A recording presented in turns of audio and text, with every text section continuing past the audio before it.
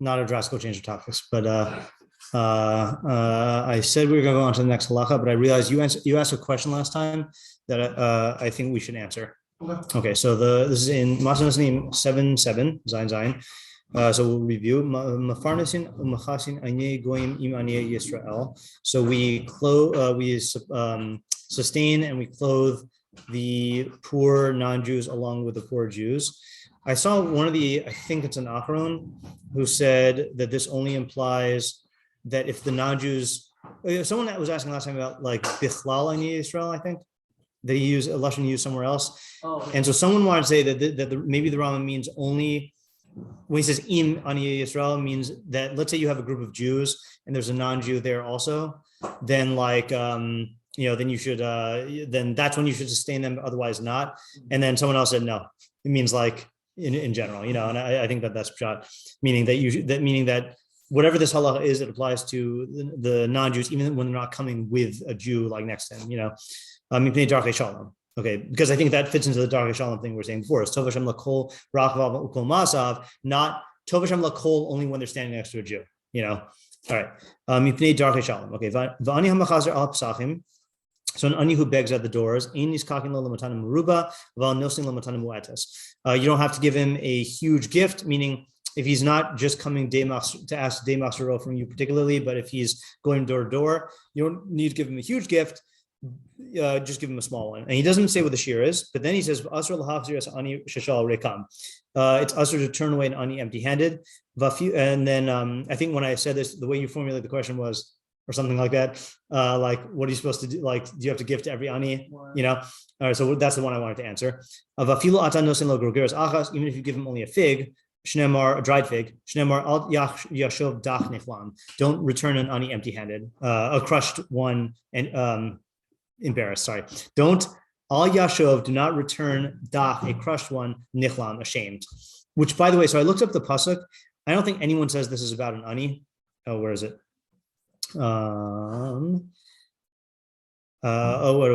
about tefillah, but so I don't think this is like a literal case that the pasuk is talking about. So the question is, what do you do though if someone comes to you and you don't have anything? What are you supposed to do? Halachically. Like greet them and like yeah. And what does that mean practically though? You just go like you make them. You make them forget you don't have any money. You ask how they're doing. Yeah. You try to comfort. Yeah, basically. Okay, yeah, that's it. Yeah. So he brings down that halacha, and this is an open question. I don't know. I don't have an answer to this. He brings it out in chapter 10. And even though I don't usually like to go out of order, I want to do it because it answers your question. And then we can have this question here. Why doesn't he bring this down here? So in chapter 10, actually, I'll just go in the packet. Chapter 10, halacha.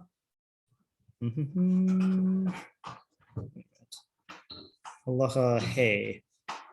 He says, Shal ha'ani mimacha of ein biyadcha klum litin lo. If an ani asks you and you don't have anything to give him, payisehu b'devarim, like we were saying, is appease him or comfort him with words. What is payisehu according to the payisehu ratzeo? So yeah, placate sounds manipulative. Appease him with words.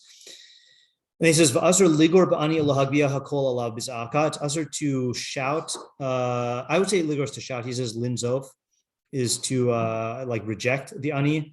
O lahagbia hakol alav, or to like raise your voice at him. Bizaka, like shouting. Because his heart is broken and crushed. Bari omer, and it says in Tehillim, nun aleph yutes. That's the one we're doing. Or we're going to be doing. Sorry, on Wednesday. Lev nishbar v'nidke elokim lo sivzeh. It's funny, when I read this phrase, I was like, I'm learning about that. And then I didn't realize he actually quotes the thing, learning. Heart that is broken and crushed, God you will not despise. To sustain the spirit of the low and to give life to the heart of the crushed. That's the pasuk he quotes at the end of Hilchos Megillah, by why Matnos is better than all of the other mitzvahs to spend extra money on, because you're doma l'shechina. And then he says, woe unto the person who shames the ani, woe unto him. You should be like a father to him. whether in mercy or in words. Shneimar, as it says, Av anochi la'evyonim. I am a father to the destitute. Yeah. So practically speaking, you have to like appease him with words. But the question is, like, first of all, why is this halacha all the way over here? And secondly, so then why say the fig thing? Right. You know, like at the very least, he should say, if you don't have, it's also to turn an ani away empty-handed, and if you don't have anything, if you don't have enough, you give him a fig, and if you don't have a fig, then you give him words, something like that, right? Yeah. Another question also. Sure. He makes it seem in the 10th paragraph, which maybe this is what it is. But like it's only if you don't have. He says if you don't have any money, right? Right. So like if you have like a quarter, you just give him the quarter. Yeah. But like you're also like with like part of Hilchos too, right? Like right. Like it's not just like give him the quarter. It's like I don't need to be part of Hilchos, right? Yeah. You definitely have to give part of Hilchos. Yeah. So just to say the questions again. So we have the question of why does he separate the halachos? Why not incorporate it here? And I'll show you who does this. The Arוך Shulchan, the Shulchan Arach. No, Shulchan Arach doesn't do this. He just quotes the Rambam. Asher lahachzir ani hashol rekam. Afilu, the other Maya. Afilu ein nosein lo rak rogeres achash. Nemar al yashov dach niflam. But then the Aruch Shulchan says, "Vein lahachzir ani hashol rekam. Afilu nosein lo rogeres achas o kazayis lechem." Okay, weird thing. Shnemar al yashov dach niflam. Oh, does he do this? Maybe even he doesn't do this. He says the Marilo Libo Hatov. Show him like your good intentions. So when you give him the quarter, say like, sorry, this is all I have. Okay, so he doesn't say the thing about the what do you call it? The Paisei B'Dvarim. I thought I saw that. Hold on. Oh, the Shulchan Aruch does say that. I just started in the wrong place. Im shalo ha'ani ve'en lo ma yitin lo lo yigarov li'agbiya kol alav ela yifaisinu b'dvarim yarbe libo hatov shirtzono litin lo shein yado masagas. And then the Ramah says even if you give him a fig. Yeah. So it's just a weird halacha. I mean, I understand. You could say, okay, conceptually, there's two different things. There's if you have less than the requisite amount, what do you give him? Or you putter, and the answer is you give him a fig, even if you don't have the 2.4 grams of silver or whatever it is. And then the other thing is you don't have anything, then you appease him with words. I just think, presenting it like this makes sense, all in one halacha. The Rambam puts it all the way in chapter 10. And what is chapter 10 about? Chapter 10 is about the levels of tzedakah and the manner of giving tzedakah. Let's see how they characterize it. They say, malos ha-tzedakah, right? So it's just, put it by the Isser of Asr to turn away the Aniyim empty-handed. Yeah, that's the question. Those are the questions. So I had a thought. Yeah. I think. My first thought was to see what the 10th paragraph was about. Yeah. And then to try to contrast that with what the first paragraph is talking about. It's like the first paragraph is like setting up the field in like its base form, which again, right. But that begs the question of well then, wouldn't you want to go from the best all the way to quote unquote like the lowest level? So that's what thinking about. I hear. Yeah. This reminds me, by the way, what's the Isser? He says Asr lahachzir ani shishal rekam. Oh, that one from before? Yeah, which one from before? I forget what exactly the wording is. Yeah, because that's what I also thought is to like hide your eye from the ani. Is that what you're talking about? Yeah, so I thought of that, and then he does say but then the question is that's like refusing to give, right? So if you are, is this isser of turning away the ani empty-handed? Is that just if you have and you're not giving, or let's say you don't have, but you also don't appease him with words? Is that also over the isser? Where do these like beneath the sheer cases fit in? That's what I'm asking. To me, it seems like you would be. You would be over this, if someone were to not, do the nice thing. Yeah. That they would be over this. They'd be over the losase of clenching their fists. Yeah. Can you bring a raya? Yeah, Yosef.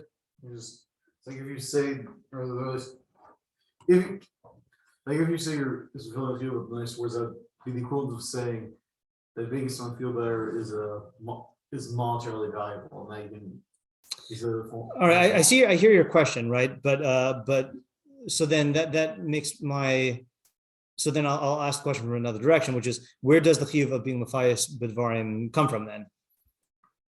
I didn't necessarily say it wasn't. Oh, you're trying to say it actually is monetarily valuable. I don't know about that. I mean, what's the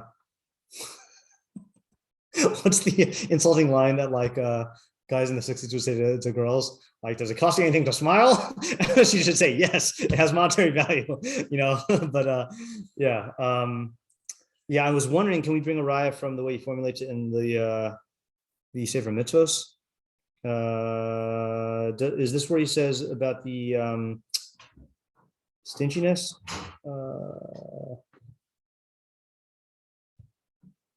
Where is it? Tuition needs to be halachos here. No. Oh, that's Mishlei Podcast. Lo Tase. Social no, he does not put that in terms of the. Oh yeah, v'zoas hara milhisnahig b'midas hatzikanus v'kilius ad shenimna milases lazakai lakach. Oh, he does say that. This is a prohibition to act with miserliness and stinginess to the point where we refrain from giving to the person. So the thing is like, definitely the primary way to measure stinginess is in terms of money, right? But like, there is something wrong with a person if you can give the ani like feelings of some kindness or whatever, and you don't. I mean, it's what I don't know how halachic I'm being, but I'm just saying like there is something seriously wrong with your generosity if you can't bring yourself to give something for free, right? You know, it like reminds me of the psukim in Mishlei.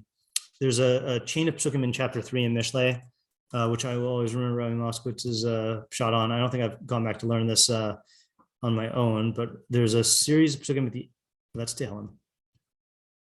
Mishlei 3. So it says, al timnat, oh, this is actually very apropos. Al timnat tov mibala bios la'el yad halachos. Do not withhold good from its recipients if you have the ability to do it. Al tomar l're'acha lech vashuv umachar etain v'yeshitach. Don't tell your fellow, go and come back tomorrow and I'll give it to you then if you have it. Okay, something. Al tacharosh al re'acha ra. Don't plot evil about your friend. V'hu yoshev v'bet if he sits securely with you. Al tariv im adam chinam. Don't start a fight with a person for no reason. Im lo gamalcha ra. If he didn't do evil to you. Al tkana be'ish chamalcha. Yeah. So Rabbi Moskowitz's question was like, why do you have to tell people this? Like, what's the havamina? You know, and his answer was because evidently part of you does just want to be mean to the person for no reason. You know, like there's a part of you that is aggressive or is competitive or something like that. And like, you know, and if you think that you don't have that in you, like then you're kind of deluding yourself. But here, this is a test case of it in the case where he comes up to you and you don't have any money. And if you like, there are people who you know, the poor person comes up to them and they just ignore them. Yeah. You know, there's something deeply wrong with a person who does that. Like, you know, the very fact that there is another human being that you could acknowledge and try to, like, even if you don't say words of kindness, I mean, you need to appease him in some way, but like if you ignore their existence, like nothing feels worse than being completely like overlooked, you know, like that's the whole stereotypical, the cliche thing about how like, if people denounce you, that's better than being ignored, because like then they're giving attention to you, you know, at least. But if you just completely disregard someone's existence, that's like a huge insult, you know. But yeah, I don't have an answer to why he doesn't put this doesn't pair this with a fig halacha. Make a nice pairing with figs. Yeah. Grandkids can be done also. Yes. Yeah. While we're here, let's just look at his that halacha I referenced in Megillah, and then we'll wrap it up for today.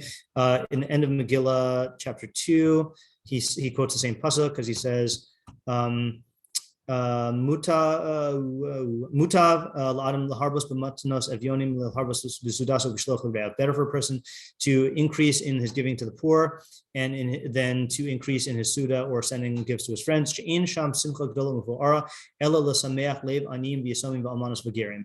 There's no better simcha or more glorious simcha than to bring joy to the hearts of the poor, the orphans, the widows, and the converts. Shama sameach lev amilalim ha'elu, because someone who brings joy to the heart of these downtrodden people, midame b'shchina, it resembles the shchina. Shnemar lahachios ruach shvalim lahachios lev nitayim, to give life to the low-spirited and to give life to the ones with broken hearts.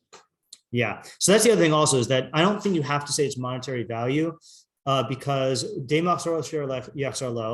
includes, we've seen it includes psychological needs also. So making people who are lacking love or like chiyus, whatever you want to call chiyus, is bringing that to them is also kiyum and tzedakah, even though it's not monetary. Yeah. Okay. Well, and again, like, it's all like tzedakah by like plants and animals and stuff like that. Right. Like, it's not a monetary thing to. Yes, that's true. That is also true. Yeah. Okay. All right. So tomorrow we can go into the next halacha. Okay. Very good.